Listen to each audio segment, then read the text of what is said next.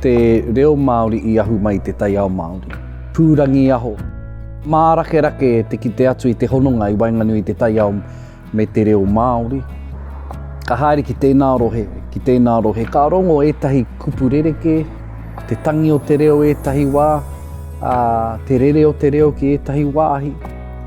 Me taku whakapai, I pērā te aho te Reo Māori I runga noi te hononga o te tangata ki te Taiao. Ka puta o tētahi reo, Taiao, ki tēnā rohe. Nō reira, ki au nei, ko ira te orokohanga mai o te Reo Māori, ko te Taiao Māori.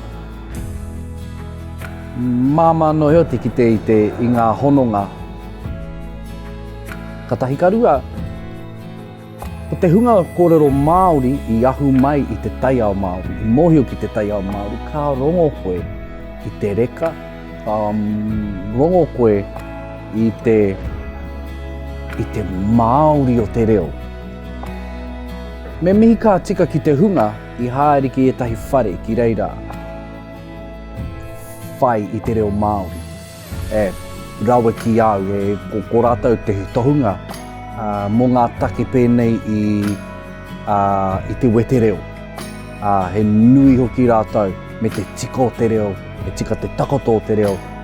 Engari, e kore, e taku e whakapai nei, e kore tātou e tino mōhio ki te Māori o te reo, ki te kore tātou e kimi I ngā tūhonotanga ki te Taiao.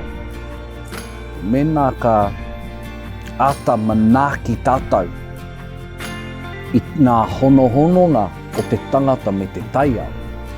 Ka tipu te whakaaro I roto I te whatumano o tēnā, he mea nui te Taiao, me manaki tātou I te Taiao.